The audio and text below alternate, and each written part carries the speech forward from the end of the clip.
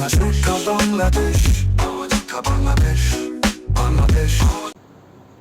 জনগণ, আসসালামু আলাইকুম। আওয়াজ উঠা বাংলাদেশ চ্যানেলের পক্ষ থেকে আমি স্বাধীন আছি আপনাদের সাথে স্বাগত জানাচ্ছি আমাদের নিয়মিত আয়োজন জনতার আওয়াজ অনুষ্ঠানে। আমরা আজকের দিনের বিশেষ বিশেষ সংবাদগুলো দেখে নেব। দেশের রাজনীতিবিদ ও আমলারা কেউই চায় না দুর্নীতি বন্ধ হোক। জুলাই ঘোষণাপত্র নিয়ে আবারও মন্তব্য করলেন নাহিদ ইসলাম। ষষ্ঠ সাধারণ সভায় এনসিপির গঠনতন্ত্র নিয়ে সিদ্ধান্ত গ্রহণ। সরকারি প্রাথমিক বিদ্যালয়ে জুলাই থেকে শিশুদের পুষ্টিকর খাবার দেবে সরকার। সংস্কার ছাড়া কোনো নির্বাচন হতে দেওয়া যাবে না, জাতীয় সংস্কার জোট। জুলাই শহীদদের স্মরণে তৈরি হবে গণমিনার।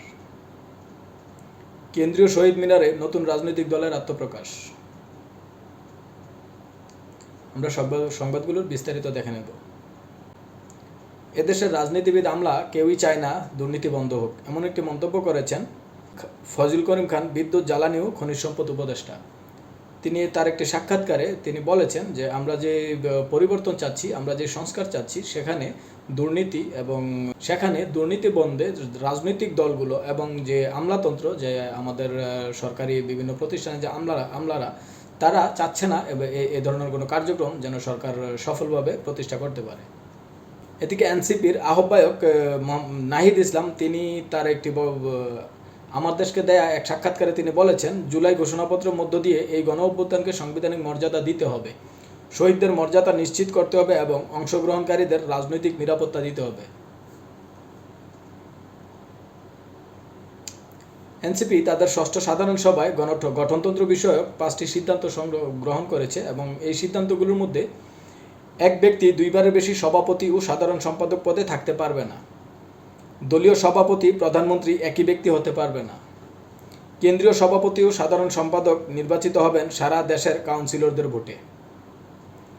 কেন্দ্রীয় কমিটির মেয়াদ হবে 3 বছর। সভাপতি ও সাধারণ সম্পাদক রাজনৈতিক পর্ষদের কাছে দায়বদ্ধ। এই রাজনৈতিক পর্ষদ গঠিত হবে কাউন্সিলরদের ভোটে। এদিকে আরও একটু সূত্র বলছে 33 লাখ শিশু পাবে দুপুরের খাবার, স্কুল ফিডিং প্রকল্প শুরু জুলাইয়ে। আগামী জুলাই থেকে দেশের 33 লাখের বেশি প্রাথমিক বিদ্যালয়ের শিশু সপ্তাহে 5 দিন পাবে দুপুরের খাবার। সরকারের নিজস্ব অর্থায়নে 150 উপজেলা এবং বিশ্বব্যাংকের অর্থায়নে কক্সবাজার ও বান্দরবনের 15 উপজেলায় চালু হচ্ছে 2টি প্রকল্প। খাবারে থাকবে দুধ, ডিম, পাউরুটি, বিস্কুট ও ফল।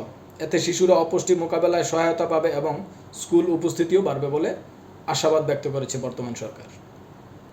সংস্কার ছাড়া কোনো নির্বাচন হতে দেওয়া হবে না, এমন একটি মন্তব্য করেছেন জাতীয় সংস্কার জোট। সংস্কার ছাড়া কোনো নির্বাচন হতে দেওয়া হবে না বলে জানিয়েছে 4টি জোট ও 35টি রাজনৈতিক দলের সমন্বয়ে গঠিত জাতীয় সংস্কার জোট। শনিবার জাতীয় প্রেসক্লাবে আয়োজিত জুলাই সনদ সংস্কার, বিচার ও নির্বাচন শীর্ষক আলোচনা সভায় বক্তারা এসব কথা বলেন। তারা বলেন, জুলাই আন্দোলনের মধ্য দিয়ে সবাই মিলে ফ্যাসিস্টদের বিদায় করে দেশে যে পরিবর্তন করেছি, তাই এখানে কোনো বিভাজন করা ঠিক হবে না। তাই আগে সংস্কার, পরে নির্বাচন। বক্তারা আরও বলেন, আমরা বিগত দিনে ফ্যাসিস্ট সরকারকে দেখেছি। ভবিষ্যতেও যারা ক্ষমতায় আসবে তারা সুশাসনের নামে অতীতের কাজগুলো করবে। কোটি কোটি টাকা দিয়ে মনোনয়ন কিনবে দুর্নীতিবাজ ও দখলদাররা। তবে নির্বাচনকে আমরা নিয়ন্ত্রণ করব, সেই জায়গা পৌঁছাতে না পারলে পরিবর্তন আসবে না। বক্তারা আরও বলেন, নির্বাচন কখনো গণতন্ত্র দিতে পারবে না যদি না আমরা সচেতন না হই। আমরা প্রজা নাকি নাগরিক সেটি আগে ঠিক করতে হবে। একটি দল নির্বাচনের জন্য উঠে পড়ে লেগেছে, কিন্তু সংস্কারবিহীন নির্বাচন আমরা চাই না। আজকে সময় এসেছে ঐক্যবদ্ধভাবে দেশকে এগিয়ে নিয়ে যাওয়ার। বর্তমান বাংলাদেশের অবস্থা ফ্যাসিস্টদের আমলের চেয়েও ভয়াবহ। আগে টাকা দিতে হতো একজনকে, এখন টাকা দিতে হয় অনেকজনকে। দেশে ব্যবসা বাণিজ্য নেই, জুলাই আন্দোলন ও উদ্দেশ্যে হয়েছিল, তার সব কিছু উল্টো হচ্ছে। দেশ গভীর সংকটময় মুহূর্তে পার করছে। জুলাই শহীদদের স্মরণে নির্মিত হবে গণমিনার।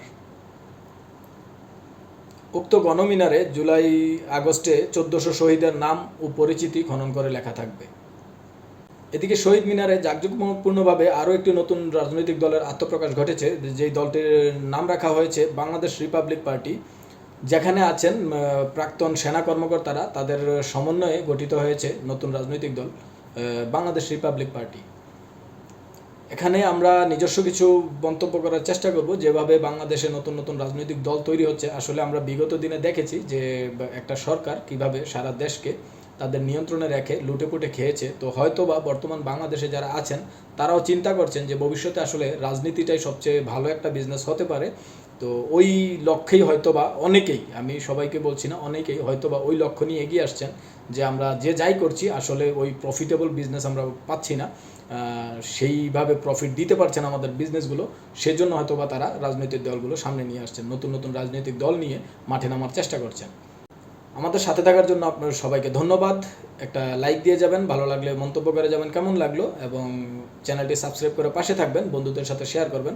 আসসালামু আলাইকুম।